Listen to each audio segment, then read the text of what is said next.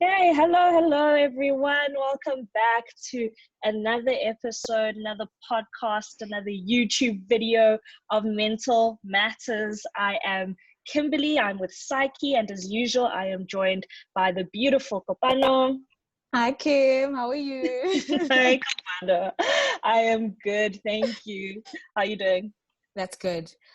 We just started a new semester because we are inside, we're ready, we're committed to this new semester. So I'm okay. I'm okay. Yeah, and I think I'm just really excited that now we kind of know what to expect with e-learning. So I'm hoping that this semester I will feel more on top of things. True. But let's not be rude. It's okay. You've got it. Let's introduce our really awesome special guest today. That's Miss Ndala Magoro. Thank you so much for joining us. I'm just going to quickly introduce her. She has more than 10 years experience in the field of psychology, in corporate environments, in various organizations, in student environments and cultures, where she has gained immeasurable insights into the dynamics of human behavior. As a registered therapist with a master's degree in counseling psychology, she is currently an academic at the University of Pretoria, where she is involved in teaching and research with undergraduate and postgraduate students. On top of that, she has produced numerous technical reports with numerous publications in academic journals in sub-Saharan Africa, and her most recent published work features an international academic resource which was published under Information Age Publishing at the University of Mexico. Again, we're in the presence of greatness. Thank you so much for joining us today, Ms. Ndala Magoro. Thank you for having me as I remove this beanie from my from the background. That's what happens when you on the camera. So I'm to keep the camera off because I don't think the listener needs to see me. I'm introducing myself. Here I am. Just hear me. More than enough just to hear my voice, and my voice is just as wonderful as my face. We can't argue with the facts. Absolutely. Agree. Definitely without a doubt. But I think before we get into our topic, as usual, Ms. Ngatseko, what we've been asking all of our special guests is to start us off by just telling us, how are you feeling today? Where are you at?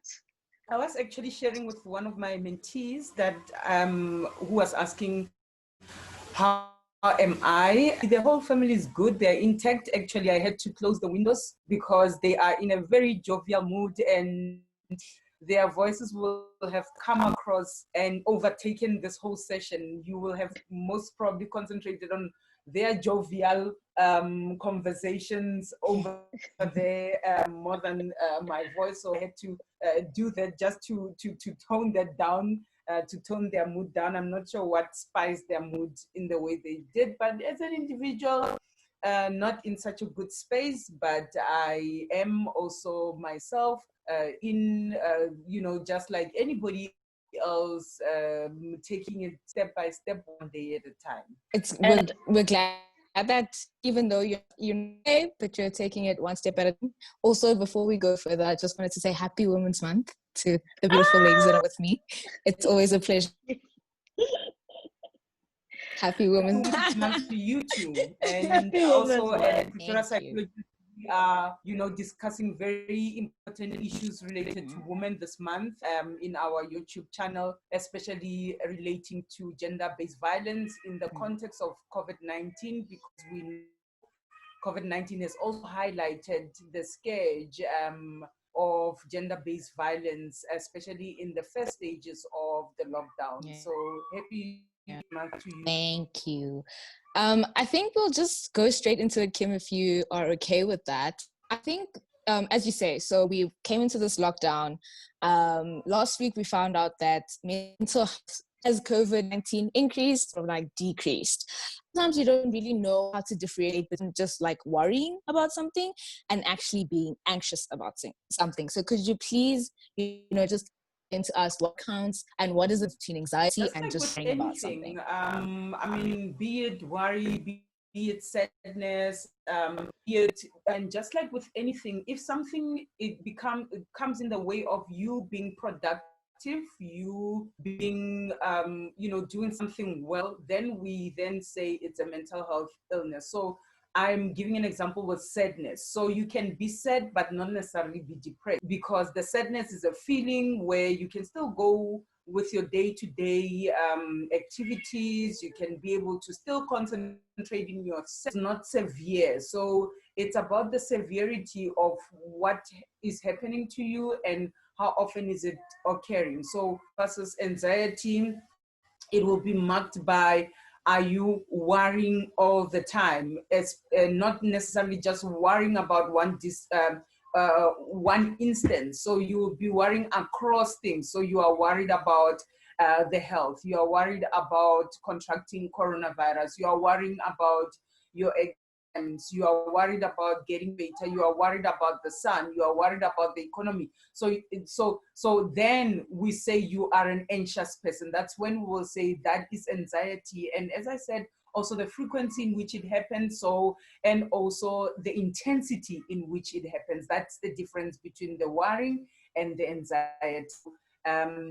What is it? Is it general? Is it in general? Is it in one instance, or is it in many instances? So maybe if I'm my children right now and I'm paranoid about their safety, I across the board paranoid about a lot of things. I'm paranoid about germs. I'm paranoid about people just looking at me. I'm paranoid about me getting into a car. So now we take it's across things instead of specific. Some days, why am I worrying about the children's safety? Then it's across things. And as I said, the frequency in which it happens, and then also the intensity it happens. It will then give us that differentiation that this is no longer just worrying in general, but then it's an anxiety disorder. If I can just ask, Ms. Nkatseko, what is actually happening to our body then when we are anxious? I've heard a lot of people speak about panic attacks as well. What is actually happening physiologically to us when we undergo that? It's a good question that you asking, Kim. One of the indicators is that losing breath, and you will hear a lot of people who are in a panic attack. So symptoms of anxiety, it's not necessarily the anxiety itself. It's what happens to you when you are anxious. So other people, it attacks them in that way. And other people, let's say if somebody has got OCD, then they will have compulsions, that then that they obsess, be it washing of hands, be it counting. So these are different symptoms that we see when people are anxious. And we also have, within the anxiety disorders, we've got different anxieties. So in a panic attack, what usually people will explain an occurrence that feels like they are about to die. So they lose their breath, their chest closes up, they've got a lump on their throat as if air cannot pass, as if it's very painful when air passes. I had a client who was in hospital, COVID-19 patient, about 2 weeks ago, and she was saying when she was breathing, it felt like there was something literally on her throat, but her COVID-19 was very much mixed in with anxiety, and that is why I had to consult with her while she was in hospital, obviously online because she's, being isolated, but anxiety, not necessarily by the positive result of being COVID positive, because the medication, but her anxiety got the better of her, where she could not cope with the diagnosis very well. So those are some of the things that people will express.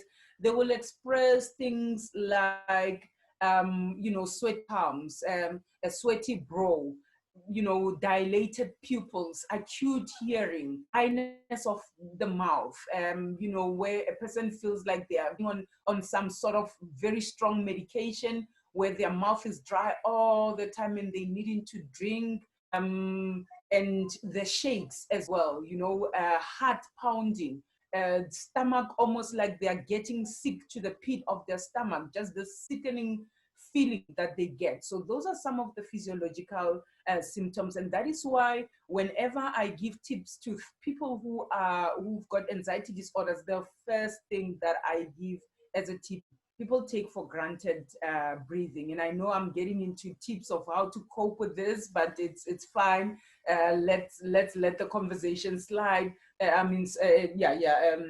Flow nicely.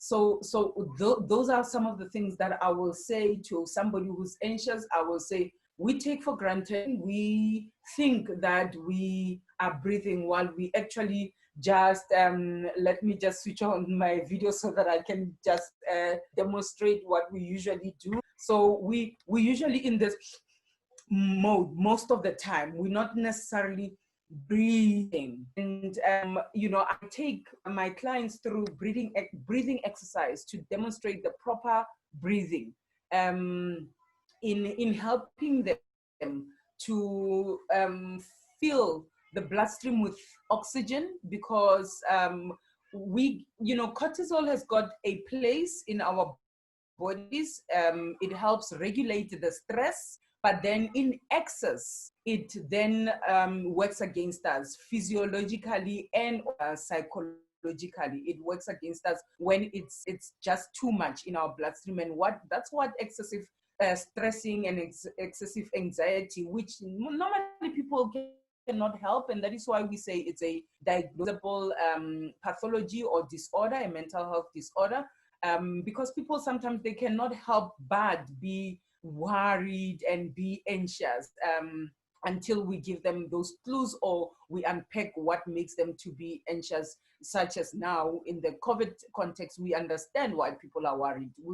That is why we're not judgmental to say, get over it, or why are you so anxious? We understand why people are anxious. So those are one of that will help to for a person, because what it does when we are in that anxious and when we having that anxiety attack, it's either a flee, a fight, or a freeze response. So we are, in a way, by taking in deep breath, we are fooling the brain in thinking that there is no harm, that the threat is gone, and therefore we get back to the rational way of being. Oh wow! I think that sort of in your brain is very interesting to me, because we are in the second semester of our year. Well, UP is starting with the second semester of the year. And we all know that it's way more trickier. Well, I've found it to be in my little 4 years here, to be more challenging, more stressful, because and now it's even shorter. And we're already feeling overwhelmed. How do we, deal with this feeling of being overwhelmed from the get-go of this? Sure. And I think you have had me, Kopano, earlier on when Kim asked me how am I doing. I said I'm not so great, but then I'm taking it day by day. I think that is the mistake that often people make in being overwhelmed by wanting to take it on, or by thinking about everything all at the same time. And that makes the situation even worse. And by the way, it worsens it by this, and which it's actually, it's a paradox. So now you are overwhelmed, you want to do everything, or everything that you can get your hands to, or your brain into, or your eyes into, or your body into. And then you are stressed more. What that does is it immobilizes you, it paralyzes you. So in your paralysis, then you pause. In your paralysis, as you pause, what happens? Work does not go away, it piles up. What happens when you see that work is piling up? You panic more because work is not going away. But then by taking one step at a time, you make ticks, and whatever you were not able to get to, you look at it. Is it a priority? Is it not a priority? If it's not a priority, if it does not have a deadline, I will give an example. Yesterday, I had a couple of deadlines, but I did not get to all of them. Were they all priorities? No. Monday written with Pretoria Psychologist was priority because it's got to be aired on a Monday. So I focused on that once I saw that it was already 8 p.m., 9 p.m., 10 p.m. That's what I finished off with in exhaustion. And then I thought the other things, some things are, the deadline is the 5th, which is in 2 days' time. How do I then balance that? I looked at today, to-do list. Can and I feed it in, not with discussions like this. I was in in feedback in the morning. I'm in another meeting later. Then the kids need my attention. Most probably it's not gonna be done today, but then can I slot it in tomorrow? Sure, we can slot it in until the deadline comes. So that's then you tackle everything. You give them priorities, you give them according to your abilities, your strength, your energy levels. Your energy also will. Sometimes students will say, you know, I'm unable to write my dissertation, I'm unable to read, I'm unable to study. And I will say, I want you to read, even if it's 2 paragraphs.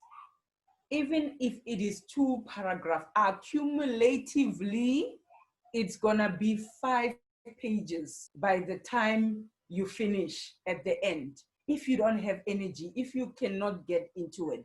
But then there will be days where the 2 paragraphs is not 2 paragraphs because you've got energy. Maybe you have let go of, I'm not eating chocolate this week, I'm not eating chocolate this week, I'm not eating chocolate this week. And then you decide you're gonna eat it on Thursday, and then you've got energy for days because you have given your soul what it wanted. And then you've got energy, and you might be able to cover the whole chapter on the day and use the energy of the day to be able to accomplish what you could not accomplish in the days where you were not motivated. So again, it's that whole thing. How do you eat an elephant? 1 bite size at a time. And actually it does work. You cannot take on everything at the same time, especially in an overwhelming situation, in an overwhelming environment, because it's just going to make you feel even more worthless, to feel more unmotivated, to feel you are doing something that is little towards just writing off that to-do list. Yeah, that is 100% true. Like everything you just said, I saw myself being myself, doing exactly what you're talking about this semester. So I think I'll definitely try that in terms of the one paragraph, even if it's just 1 paragraph that day, that's fine. But I just want to jump back a little bit to the strategies that you spoke about in terms of how we keep the anxiety in check, you know, and how we ensure that we are not feeling overwhelmed. So you mentioned breathing, for instance. Can you tell us, you know, I did watch a YouTube video where you were speaking about this, and I just found it so interesting. I realized basically I've been breathing wrong all my life. So could you please teach us and the listeners how to breathe properly? Okay. All right, I was going to talk about the other tips, but then maybe let me finish with that. Let me finish with how do we do that. But I want to talk about other tips that can help us with anxiety. So we talked about taking things one step at a time. We talked about breathing. I also, as much as I'm a believer in doing, in just being in a momentum and just rolling. It's where you don't have strength, and it's okay to let it go. It's okay to write a paper, and I'm saying this as your lecturer who wants 80% and 70% and 90%, but sometimes it's okay to click submit on what it's a mediocre paper. It is fine. I'm not promoting a substandard or mediocre lifestyle, not at all, or else I will not be where I am right now. But I'm saying that at times it is possible that circumstances are so far and beyond your control that you don't have strength left to be able to fight, for that distinction, to be able to fight to produce that paper. Sometimes it's okay to click submit. And by the way, you'll be surprised. I've got lots of clients where I say that, and you know, they want to cringe, they want to cry because this is not their standard. And some of them will come back and say, you remember that you got 4? You know, I thought it's a fail, or it's like a 49 or a 48 or a 50. But I surprised myself. So then if now you had put all of the effort together, you will have gotten in the 90s or in the high 80s. So sometimes it is okay to let it go. Sometimes things are out of our control. Things that are out of our control, we need to surrender them. We need to surrender them to God in prayer, in recognizing that are beyond us, that we cannot really be in control of. Things that we are in control of, as I said, you take them step by step. You do them little by little. You don't do all of them all at once. People think that sleeping is relaxing. Sleeping is not relaxing. I am saying this on record. By the way, your brain works much more when you are sleeping than when you are not.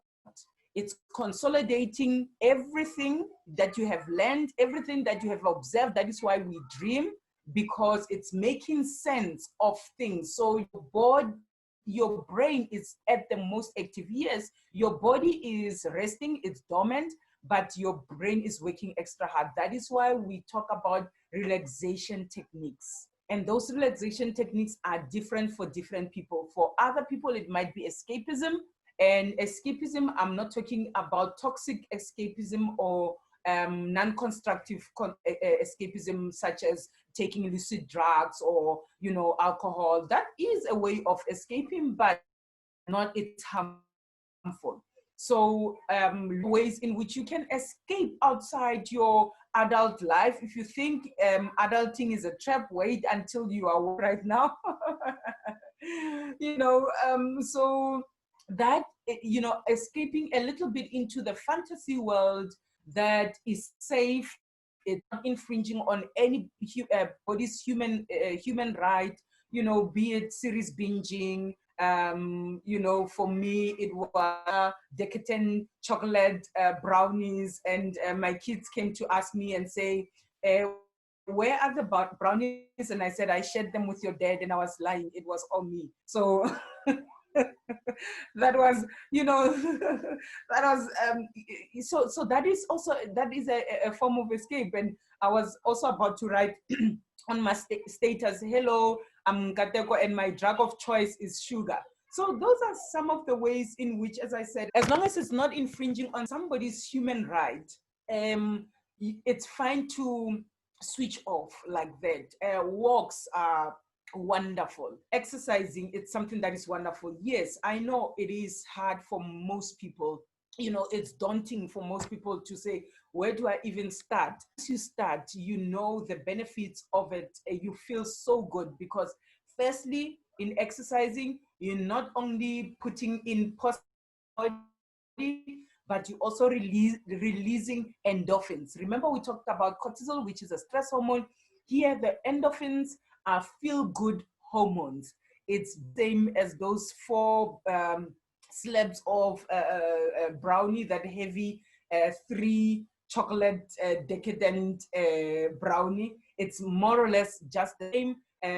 Obviously, it takes effort, but then that effort, it's also contributing to your well-being as well. And then spend time with that are loving and supportive towards you. Not spending time with toxic people, but spending time with a support system, be it that video call, that silly chat, looking at jokes or watching comedy, reading that, have a book that you've been putting on the shelf because, you're looking at the academics and you are pushing assignments and stuff. But hey, there's a feel good or a light book that you've been putting on the shelf. Take it and let it take you somewhere. That's also one form of escapism. It's by reading, because then you just create this whole story and you create your own characters in terms of how they look like, what they speak, and what kind of living do they live. So it's also one of those escapism that you can some of the tips that I can share with you before then I demonstrate the relaxation techniques. So I'm going to just take a sip of water and then switch the camera. So in terms of, as I already mentioned earlier on, is that most people do not breathe properly. So you need and take in enough air that it will be able to last you as you exhale out slowly to the count of 6. So we breathe in through your nose, and then you hold for 3 and out, and to a count of 6. So I'm going to be counting as you do it. Breathe in through your nose. 1, 2, 3, and hold, and then out. 1, 2, 3, 4, 5, 6.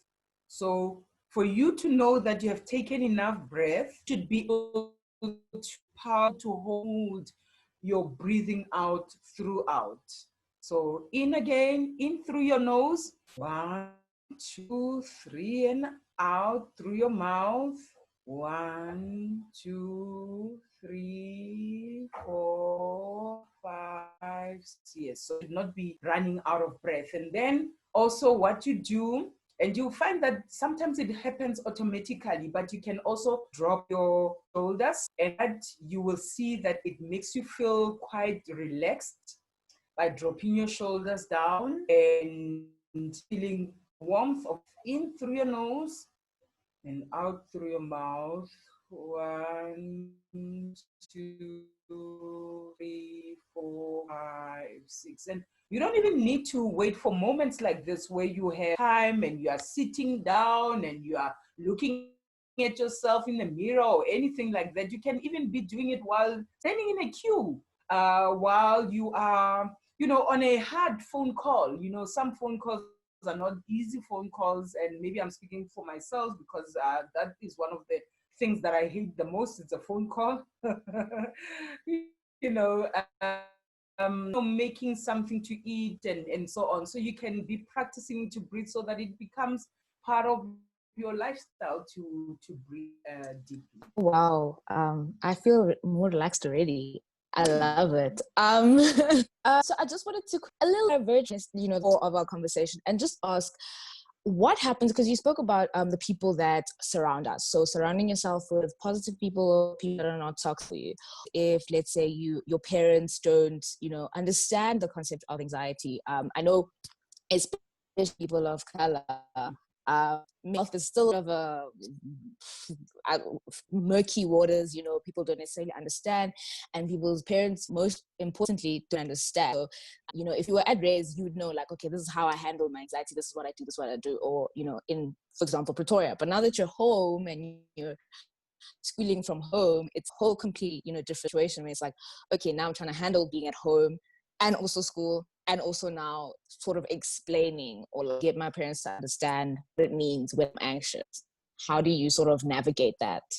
Sure, and it is hard, especially when you're saying, you tell them and you're being judged, or you are afraid to tell them because you're afraid to be judged, which I will not tell in such an environment because it will make you feel worse, be it with friends or family or, somebody that you think you trust. I will not tell where you are not supported fully. As UP students, you are also your student support is open fully, and there are psychologists that are available for you online, such as what we're doing right now with video conferencing or voice on a telephone or WhatsApp.